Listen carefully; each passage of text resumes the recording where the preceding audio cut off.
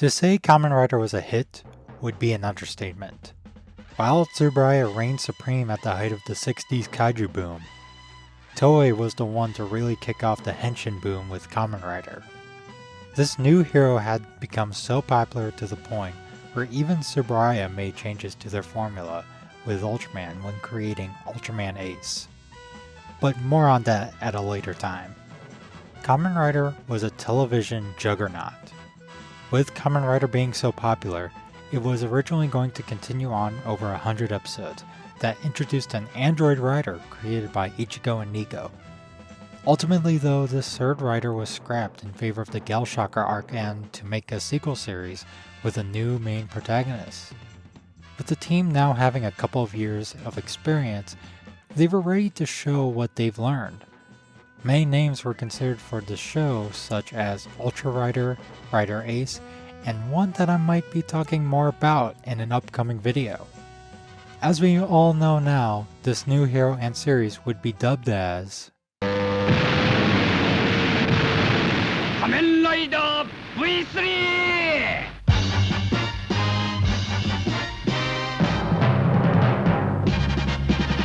Welcome back to my Rider Reviews, where I take a look at the main entries of this long-lasting series. And just in time for V3's 50th anniversary, I'm taking a look at the series that went on to what I believe almost perfected what the original series set out to do. But before that, if you haven't already, check out the first video in the series here, and this video will contain spoilers for the entire series. With that out of the way, let's Henshin V3!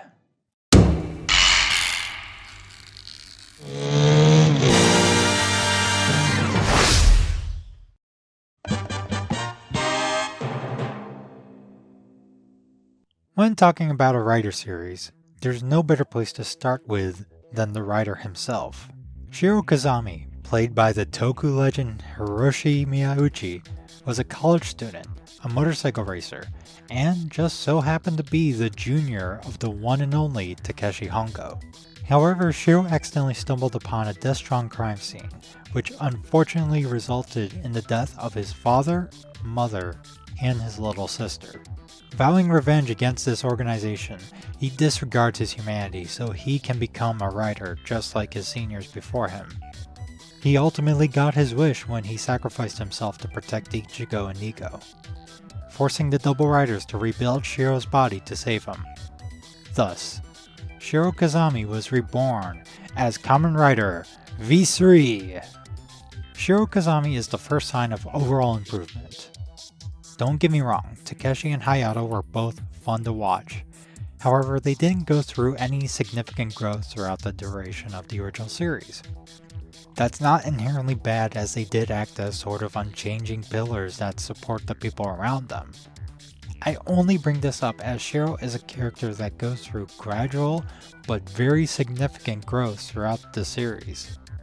At the beginning of his time as V3, he was a very vengeful and angry individual whose fears of losing someone else close to him led him to be very hostile towards his allies. Specifically a girl named Junko, played by Hizuro Ono, who Shiro saved in the first episode. But gradually he starts to accept Junko as part of the team, starts to allow himself to feel happiness from time to time, and eventually starts to really process the grief of losing his family by allowing himself to mourn. This is the type of growth that makes a protagonist more interesting to watch, as well as feel more dynamic. If you look at other Toku protagonists in the early 70s and 60s, Shiro was really ahead of the game and paved the way for other heroes to become more three-dimensional characters in the future. Shiro's character isn't the only thing that experiences growth, as we see him grow as a hero. V3 was a rookie hero at the start who didn't even know the full extent of his powers, or even his deadly weaknesses. V3 had quite a few near-death experiences very early on as well, and failed quite a few times. As the series progressed, V3 was able to ride out of the shadow of his double rider predecessors to become his own hero. In fact, he goes from student to master, as he ends up having to teach someone else what it means to be a rider. With that said, A hero is only as impactful as their villain.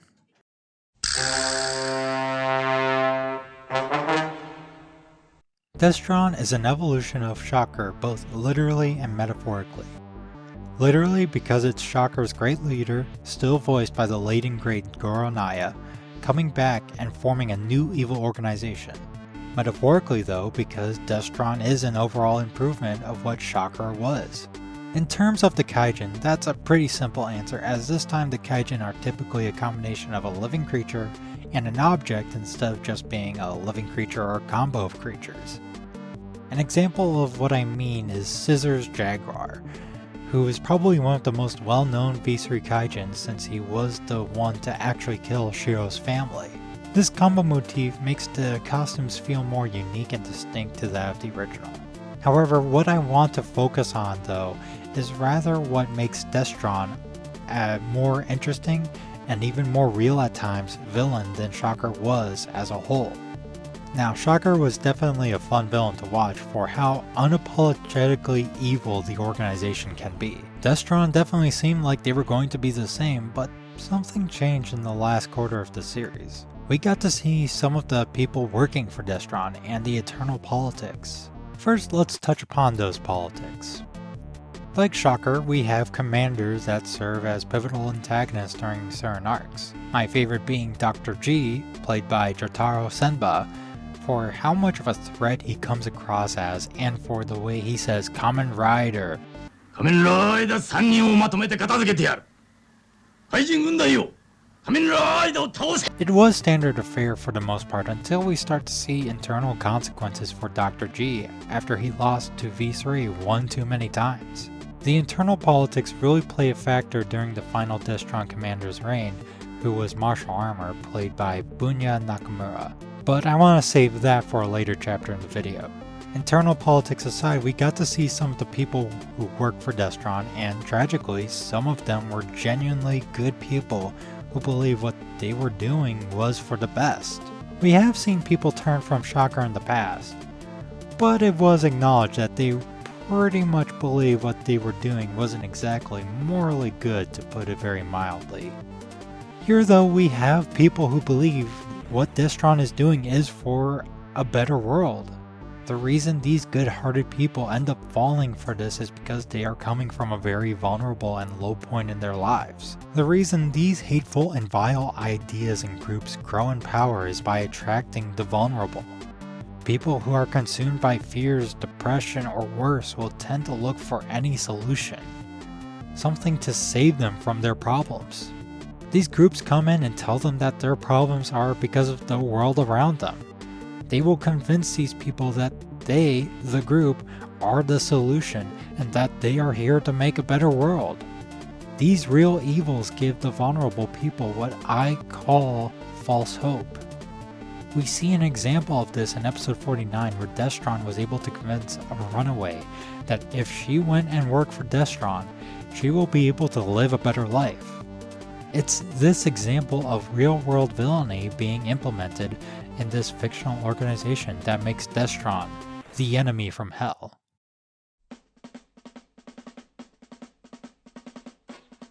The overall plot of V3 hasn't really changed much from the original, other than the cast of characters, and the organization this time is called Destron. That's why execution matters and where V3 shines in comparison to its predecessor. I think a huge part of it has to do with the creative team's experience from working on the original for 2 years, and trying to not only improve their craft, but to also avoid some of the mistakes when making the firsts. If you aren't aware, or haven't watched my previous video on the series, the original series struggled during production. Of course, there's the infamous motorcycle incident with Hiroshi Fujioka, the main lead of the show, which resulted in the reason Nego even exists at all. Other than that, there was a lot of experimentation and cast changes that impacted the show's quality, for both the better and for the worse. V3 in turn feels less experimental, but they didn't need to be because, as I mentioned earlier, the team had already refined their craft. When it comes to the cast, we actually have a smaller core main cast that stays throughout pretty much the entire series run.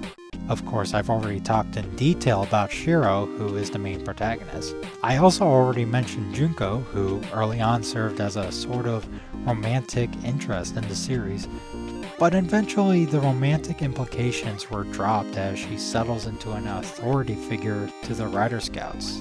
Tobei Tachibana, once again played by the late Akichi Kobayashi, is the only side protagonist from the original series to return. He plays the same role as before, serving as president of the Rider Scouts and acting as a mentor figure to Shiro. Pops does stay on for future series, but this is the last time he appears from start to finish. Finally, there's Shigeru, played by Hideki Kawaguchi of Return of Ultraman fame, who is Junko's little brother and main Rider Scout. The Rider Scouts as a whole have a more pivotal role in the series and are even given a weapon to defend themselves with. Shigeru's the only one of the main four that doesn't appear in the first 3 episodes.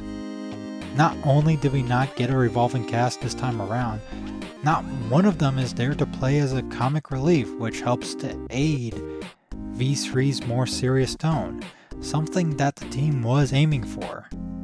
That serious tone also made it feel like the series was growing up alongside their viewers. While there's a whole list of ways I can find how V3 improves from the original, I think there's one episode of the series that shows exactly what I'm talking about when it comes to V3's better execution. That is episode 41, which is actually a remake of the original's episode 3. In both episodes we have our main hero being forced to fight an old friend who had willingly become a kaijin. In the original though, there wasn't much emphasis on the tragic nature of them fighting, as the two ultimately seemed okay with fighting to the death. Here though, that tragedy is in the forefront of the conflict, as we see the two actively trying to avoid fighting each other, as one tries to convince the other to join their side.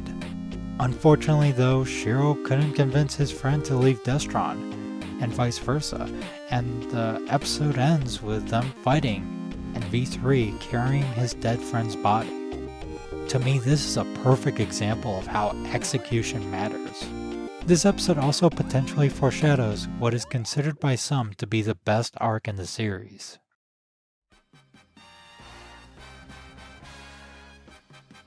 Joji Yuki, played by the late Takeshi Yamaguchi, was the head of Destron's Science Division and was on his way to becoming a Destron commander. Martial armor, being threatened by Joji's potential, convinced the leader that Joji was a traitor to Destron and should be executed. As Joji was about to be submerged in acid, his loyal assistants betrayed Destron to save him. Unfortunately, Joji had lost his arm, but due to the bravery and sacrifice of his colleagues, his arm was replaced with the experimental bionic arm. With the surgery successful, and his allies being tragically slain by Destron, Joji was reborn as the Demon of Vengeance, Riderman.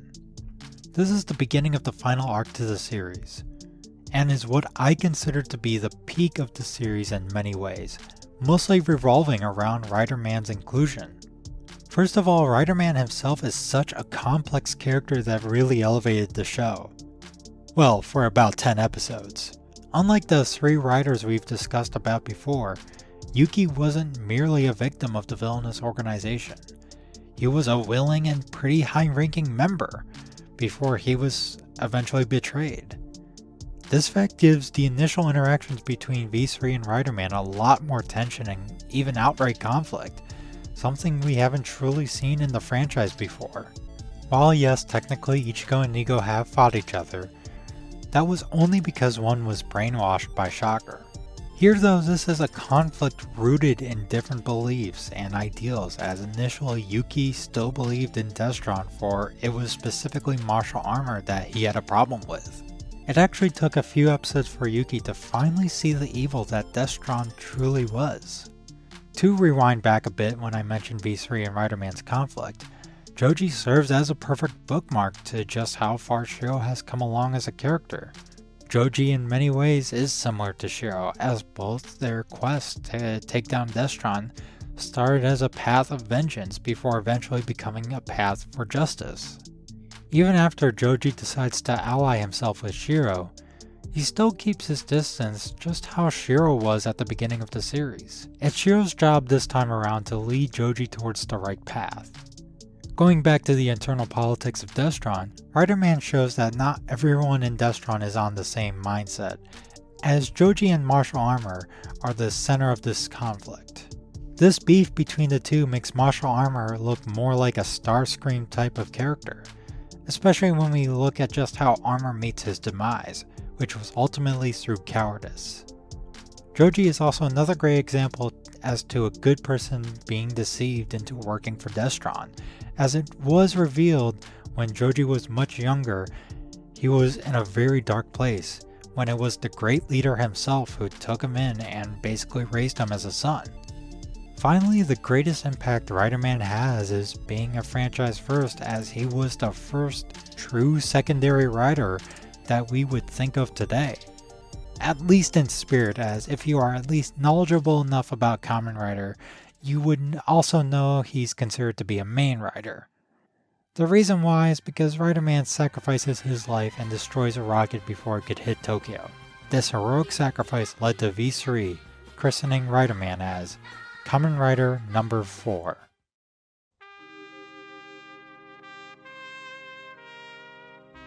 As much as I have been praising V3, nothing is truly perfect. While the flaws are definitely not anything major enough to really hurt the overall quality, at least to me, I still feel there are at least worth mentioning. There are some episodes in the middle of the series where the show kinda drags a little. The two Destron commanders I haven't mentioned yet, Baron Tusk played by Eiji Go and Archbishop Wing played by Sachio Fujino, both had a really short reign compared to Dr. G and Martial Armor. The two commanders never really had the time they needed. Specifically though, I think Archbishop Wing is the weakest commander in terms of quality. While his Kaijin form was great, I never felt any form of intimidation from him when he was a commander. He came across more like a creepy sage instead of a fearsome leader of Destron. At the very least, those two were able to have a send-off, as the series does tend to drop plot points and even a character without any mention. This is a flaw that was carried over from the original series. For instance, the show introduces the fact that V3 had 4 deadly weaknesses, but only one was ever specifically discussed about, leaving the other 3 left to more or less speculation. And the character I was referring to was the Interpol agent Ken Sakuma, played by Ken Kawashima. He was introduced near the end of Dr. G's reign and was, for at least the duration of Baron Tusk's arc, a mainstay. Ken acted as a replacement for Taki from the first series, but didn't have the same charm. Ultimately, Ken just stopped appearing in the series with absolutely no mention as to what happened to him. The last pitfall that V3 falls into is another one carried over from the original. That being V3's allies, specifically the female lead, being constantly captured by Destron. It happens so much that you have to wonder if Shiro was in the right for not wanting to involve Junko at the beginning of the series.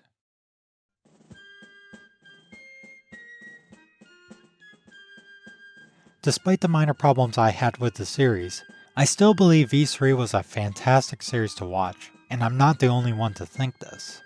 The series premiered in Japan with very strong TV ratings. In fact, the ratings were more than anything the original even saw. V3 is what years of hard work and experience paying off looks like. I cannot understate just how well crafted this show was. I especially want to give credit to returning writer Masaru Igami, who was the chief writer of V3. He was able to really take what he learned from working on the original and turn it from simple good versus evil stories to something more complex. At the time of writing this, V3 is legally available on DVD and is the oldest US home media release from the franchise.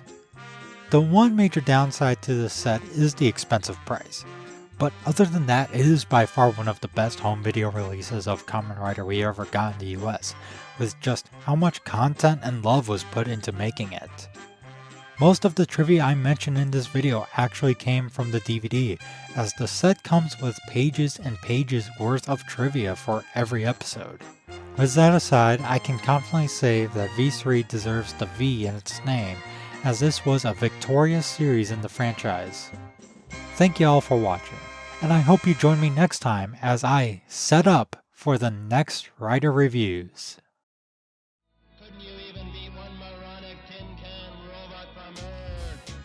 Hey everyone, thank you once again so much for watching this video. I've actually had this set back in 2018, Kamen Rider V3 DVD, so it's been great to actually finally sit down and watch it from start to finish, and it really was a series that surprised me in many ways. This is obviously the unedited outro section, but yeah, other than that though, the next Rider reviews is probably not going to be until May, as I want to get another Ultra reviews out for Ultraman, and at least by April. And next month I have something special planned for the release of Shin Kamen Rider, if it's still releasing in March as far as I know. Well, at least in Japan. I don't know when it's coming to the US, but I'll definitely be there when it does. Anyway, with that out of the way, I want to just, give a shout out to my socials. You can follow me on Twitter, Instagram. I'm going to be posting more art and possibly even webcomics soon. Just, very funny, brief, small webcomics, nothing special. And I'm currently in production of making a more serious comic, if that makes sense. But shush, hush, hush. I can't talk more about that right now. I'm still in the process of making that, even by the time this comes out. More on that later, and if you follow me on Twitter or Instagram, that's where I'll definitely have info for that. Anyways, with the social media shout out, put aside, if you like this video or like Kamen Rider, press the like button. It would really help me out. If you dislike Kamen Rider for whatever reason, I guess go ahead and press the dislike button. I don't know why you're here in the first place. Subscribe if you want to see more content from me, especially for next month, as like I mentioned, I have Shin Kamen Rider plans. And also take a look back at other content I made in other videos, like my ever popular Ultraman Leo is not Evangelion video that really popped up on the algorithm. And yeah, other than that, I really hope you have a fantastic day. Take care and shoo watch!